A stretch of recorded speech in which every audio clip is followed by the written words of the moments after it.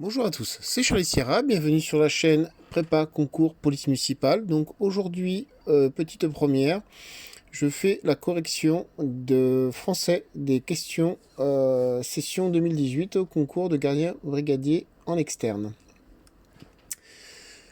Donc on vous donne le titre de l'épreuve, réponse à partir d'un texte remis au candidat à des questions sur la compréhension de ce texte et l'explication d'une ou plusieurs expressions figurant dans ce texte.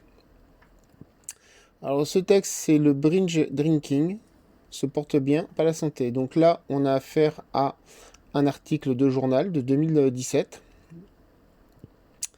Je vous laisse lire le sujet. Je vais pas tout vous le relire parce que ça fait quand même 2 pages à lire et puis la vidéo risque d'être un tout petit peu longue. Donc en fait, on parle des méfaits d'une nouvelle méthode de consommation d'alcool en fait, qui est assez rapide. Au niveau consommation, on ingurgite beaucoup d'alcool d'un coup. Donc on va passer maintenant aux questions qu'on va vous poser. Donc explication de vocabulaire. Explication et vocabulaire 8 points. Donc la première question est sur 3 points. On nous demande un seul synonyme pour les mots suivants. Donc je vous rappelle qu'un synonyme, c'est un mot qui veut dire la même chose. Ensuite, on a la question 2, c'est donner un seul antonyme. Donc là, c'est l'opposé pour les mots suivants, en respectant leur nature. Donc la nature, c'est dans le texte, le sens du texte. Je rappelle qu'un mot peut avoir plusieurs significations. Et ensuite, on a donc expliquer, question 3, expliquer en quelques lignes l'expression entrer dans les mœurs. Ensuite, expliquer en quelques lignes l'expression tout azimut. Et ensuite, c'est la compréhension sur 12 points. Donc si on regarde bien, on a 8 points de vocabulaire et 12 points de compréhension. Donc dans vos réponses, veuillez à rendre compte des idées du texte sans en recopier les phrases. Donc attention à ne pas recopier les phrases du texte. Qu'est-ce que le binge drinking? Première question. Expliquer le titre de l'article. Le binge drinking se porte bien par la santé en une dizaine de lignes. Ensuite, question 7 sur 3 points. Expliquer l'expression suivante. Génération sacrifiée sur l'autel du business. Question 8. D'après le texte, de quelle manière la loi Evin est-elle aujourd'hui amoindrie? Et ensuite, question 9. Les campagnes de prévention contre les méfaits de l'alcool sont-elles suffisantes en France? Expliquez votre réponse en une dizaine de lignes. Donc là, on vous demande votre propre avis. Donc maintenant, au niveau de la correction. Alors, voilà moi ce que j'ai fait. Donc, par rapport à la question 1, question donc de vocabulaire, donner un seul synonyme pour les mots suivants. Donc, décortique, j'ai mis analyse. Incontournable, j'ai mis inévitable. Incessant, j'ai mis continu. Recrudescence, augmentation. Déploie, développe. Exorbitant, cher. Donc, j'essaie de faire simple. Comme je vous rappelle, après, moi, je suis pas prof de français, mais bon, là, c'est 1 heure. Donc, en 1 heure, j'ai fait ça. Moi, je l'ai fait un petit peu moins d'1 heure, le sujet. Je l'ai fait pendant un petit peu moins d'1 heure. J'ai dû mettre 3 quarts d'heure à peu près. Donc, ça me permet, après le quart d'heure qui reste, à la limite, de bien me relire. Donc, donner un seul antonyme pour les mots suivants. Vulnérable, c'est très simple. Invulnérable. Stupide, intelligent. Assouplir, raidir. Favoriser, entraver. Donc ensuite, la question 3. Expliquer en quelques lignes l'expression entrer dans les mœurs. Alors, cette expression veut dire qu'un acte ou une idée sont devenus une habitude dans la culture sociétale. L'acte ou l'idée se sont banalisés et que le plus grand nombre n'y porte plus attention avec le temps. Voilà pour moi ce que ça veut dire entrer dans les mœurs. Je l'ai trouvé tout seul. Ensuite, expliquer en quelques lignes l'expression tous azimuts. Tous azimuts, pardon. Un azimut, d'ailleurs, moi dans ce sens-là, j'ai d'abord appelé ce que c'était un azimut, après mes quelques années d'armée. Donc un azimut est un point de référence sur une boussole en orientation. Ils sont gradués comme les degrés d'un cercle. Donc on peut vous dire azimut 180 par exemple, ou azimut temps avec votre boussole. Vous tournez les cadrans de votre boussole et ça permet après, si vous voulez, en gardant le nord, de s'aligner sur la direction qu'on veut prendre avec notre boussole. Pour faire les courses d'orientation un petit peu. Hein. Donc partir tous azimuts signifie partir dans tous les sens. Ensuite, nous avons la compréhension du texte. Alors au niveau de la compréhension, dans vos réponses, veillez à rendre compte des idées du texte sans recopier les phrases. Sans en recopier les phrases. Oh, j'ai mis 2 fois. Hein. Bon, c'est pas grave. Donc, question 5. Qu'est-ce que le binge drinking? Moi, j'ai répondu que c'est une façon de boire de l'alcool qui consiste à ingurgiter un volume élevé et le plus vite possible.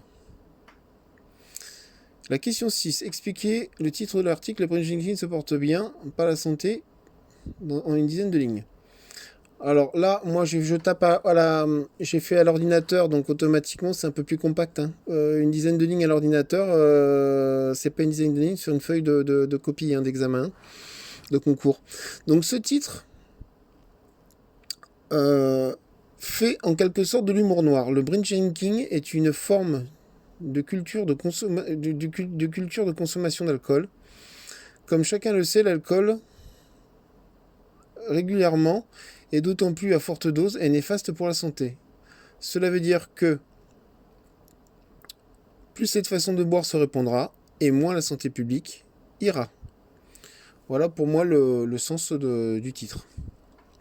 Expliquez l'expression suivante, génération sacrifiée sur l'autel du business.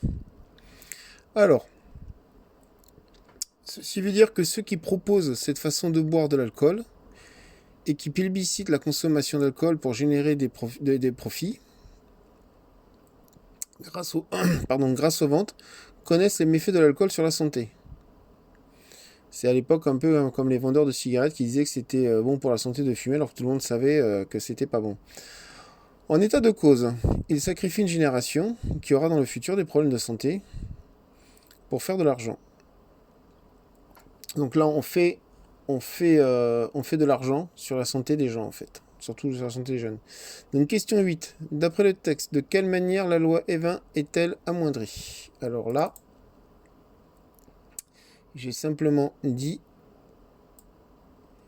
que la loi Evin serait aujourd'hui, de par la publicité sur Internet, mais également de par un amendement par le Parlement sur la publicité sur l'alcool, par les régions productrices. Donc là, en fait, on se retrouve sur par rapport à la base de la loi Evin il y a une vingtaine d'années, à peu près, approximativement, on a supprimé tout ce qui était publicité. Maintenant, par rapport à cela, on arrive encore à faire de la pub. Moi, je suis dans une région où on produit pas mal de vin. Bon, à la radio, on a des pubs pour les caves viticoles. Hein. Donc, pour les vins avec le logo du pays. Donc, la loi Evin subirait constamment le lobbying des producteurs d'alcool qui cherchent des parts de marché, notamment auprès des jeunes. Donc la loi Evin est également attaquée par les vendeurs d'alcool, hein, tout simplement, et ils font pression sur les groupes politiques par rapport au changement de loi. Hein. On voit ça aussi en France, mais on le voit aussi un peu partout dans le monde. Hein. Donc question 9. Les campagnes de prévention contre les méfaits de l'alcool sont-elles suffisantes en France? Expliquez votre réponse en une dizaine de lignes. Donc moi je réponds que la France a la culture de l'alcool, car elle est également productrice. Chaque région est productrice. Le plus souvent, l'alcool est festif, du moins au début. Donc il faut savoir que quand on est plus jeune, là l'idée c'est quand on est plus jeune, on boit pour faire la fête, et puis après ça peut devenir une habitude, même une nécessité pour certains quand on devient alcoolique. Donc c'est un produit qui est en vente libre, même s'il est interdit aux mineurs, ça faut se le rappeler aussi. Les campagnes de prévention ne sont pas adaptées car elles arrivent après le phénomène. C'est-à-dire que là je l'explique après, on dit que l'on prévient on dit que l'on prévient quant à la consommation d'alcool alors que l'État décide de faire ce type d'intervention que quand un problème est constaté.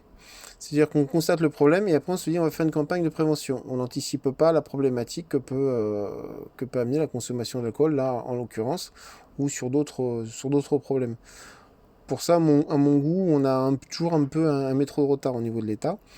Donc ensuite, même pris plus en amont, ce type de campagne doit affronter une fosse de vente marketing qui évolue sans cesse pour trouver de nouveaux débouchés rapidement. À la différence des campagnes, quant à elles, s'adapte moins vite à la communication et cible moins l'audience.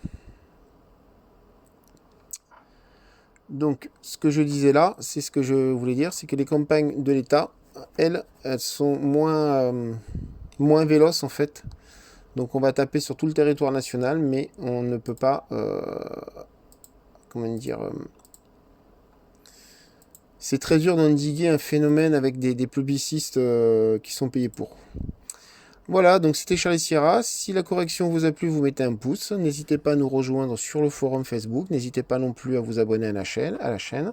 N'hésitez pas non plus à souscrire donc en appuyant sur rejoindre pour avoir une aide personnalisée dans vos révisions. Je vous dis bonne révision et à bientôt.